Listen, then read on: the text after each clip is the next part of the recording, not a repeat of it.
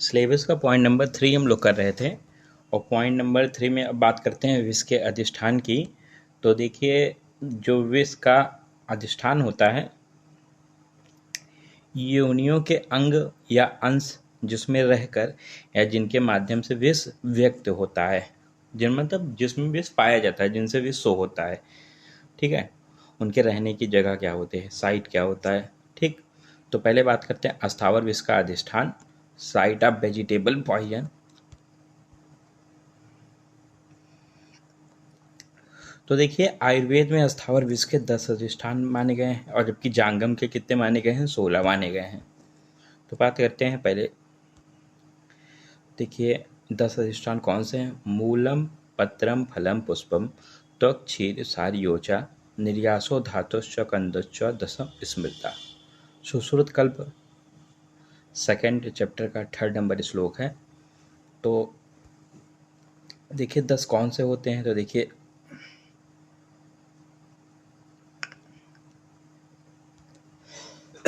देखिए मूलम मतलब मूल, पत्रम पत्र, फलम पुष्पम त्वक, क्षीर सार योचा, ठीक है भाई, निर्यासो धातुश्च कंदश्च। 10 हो गए। ये 10 अधिष्ठान होते हैं। जो अस्थावर विष के कितने अधिष्ठान होते हैं, 10 होते हैं। मॉडर्न क्या है, देखिए मूल मतलब रूट पाया जाता है, पत्र लीव्स, फल फ्रूट, पुष्प फ्लावर, त्वक बार्क, क्षीर मतलब सैप में, सार हर्टवुड, निर्यास एक्सट्रैक्ट में, धातु मतलब मिनरल्स में, कंद मतलब बल्ब में। देखिए जैसे जो ये अधिष्ठान हैं, इनकी संख्या कितनी होती है,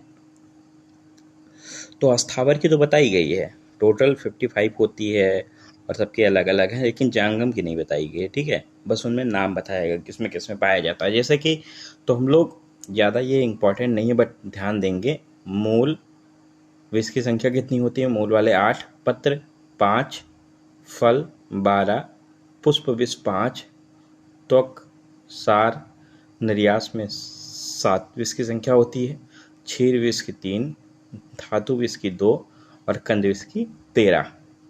ये इधर 13 एग्जाम्पल हैं, बट ये नंबर तो हमको बस ध्यान रखना है और एग्जाम्पल में बस 2-2 एग्जाम्पल याद करने हैं। ठीक है, जैसे मूल विष है तो मूल विष का कनेर और गुंजा, ठीक है, एग्जाम्पल हमने याद कर लिया।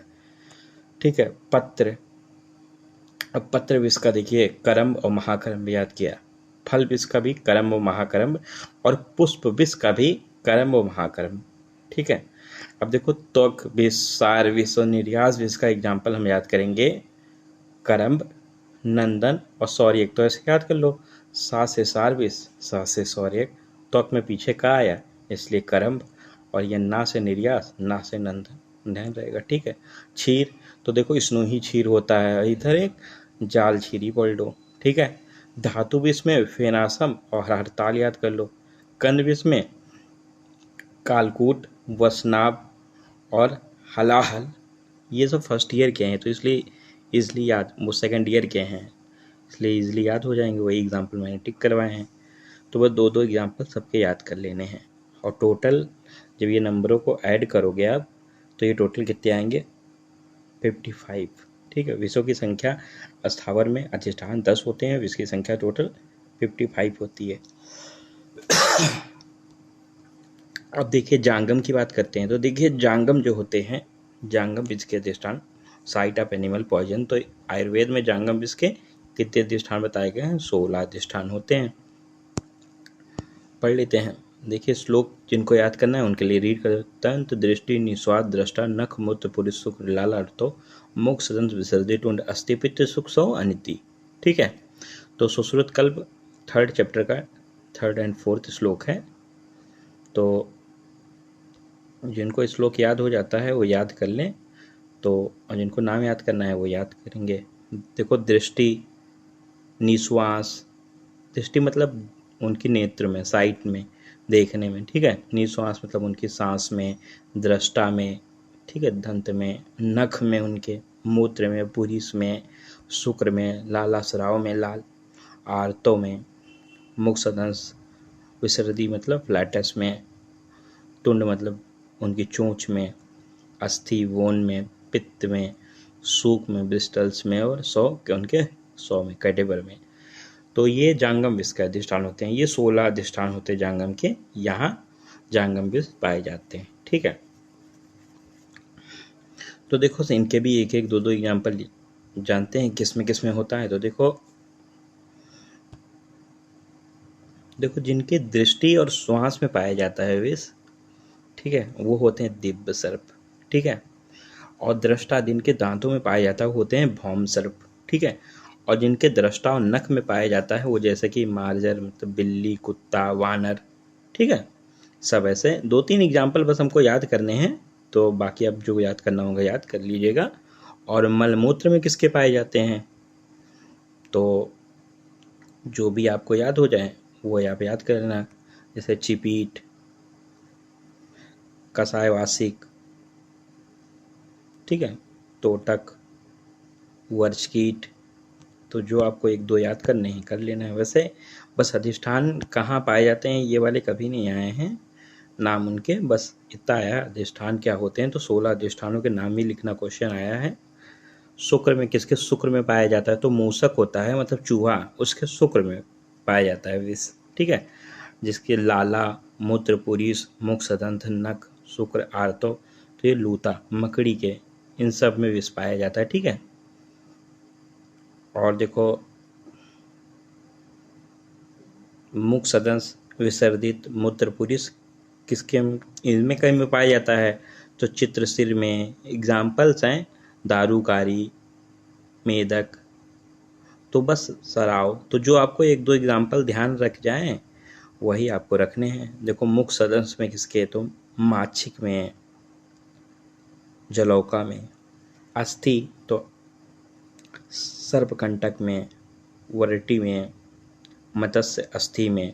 ठीक है, और पित्त में देखो, तो पित्त किसके, तो शकुनी मत्स्य होता है, रक्तराजी होता है, वरटी होता है, मत्स्य होता है, इनके पित्त में पाया जाता है। सुखयोम तुंड में, तो सूक्ष्म तुंड, वरटी, सतपदी, सूक,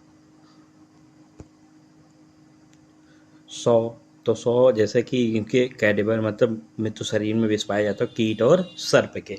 तो बस मैंने पढ़ के आपको बता दिया है, बाकी इंपॉर्टेंट नहीं है, 1-1, 2-2 आप ध्यान रखें। तो जैसे क्वेश्चन आता है बस 2 एग्जाम्पल, 1 एग्जाम्पल लिखिए। तो देखो मैंने इंपॉर्टेंट डाल के लिखा है, प्रीवियस 5 साल में 2 क्वेश्चन हाल ही आए थे। एक बार आया था कि फल विष के 2 उदाहरण लिखिए और इनके कंद विष के 2 उदाहरण। ठीक है, बस यही आज तक क्वेश्चन आया है। बाकी अधिष्ठान तो आए हैं कि अस्थावर विष के अधिष्ठान लिखिए, जांगम के अधिष्ठान लिखिए। तो आपको अधिष्ठान के लिए बस श्लोक आपको याद कर लेना है कि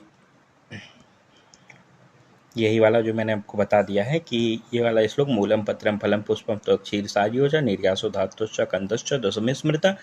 फिर आपको ये नाम नहीं याद करने पड़ेंगे हिंदी, वरना एक पेड़ को इमेजिन करके जितनी चीज़ें उसमें होती हैं वो ये हो जाएंगी। और देखिए जो ये है, ये तंत्र दृष्टि, निस्वाद दृष्टा, नख, मूत्र, पुरुष, सुख, लाल अर्थो, मुख, सदन, विसर्जी, टुंड, अस्थि, पित्त, सुख, सौ, अनिति। जिनको नहीं याद होता है वो शरीर को इमेजिन करके और याद कर लें कि शरीर में देखिए जैसे आँखें होती हैं, ठीक है, दांत होते हैं, सांस लेने के लिए नख होता है, साथ में मलमूत्र एक शरीर त्याग करता है, लाला स्राव त्याग करता है, उसके अंदर शुक्र होता है, आर्तव होता है, ठीक है, और उनके अंदर मुख सदंश होता है। ठीक है, और देखिए विसर्जित गुदा होता है, और चोंच होती है, अस्थि होता है, उनमें पित्त होता है, उनकी एक डेड बॉडी हो जाती है, सूक होता है। तो ऐसे आप एक बॉडी को इमेजिन करके याद कर सकते हैं इसको। बाकी श्लोक याद कर लें तो अच्छा है।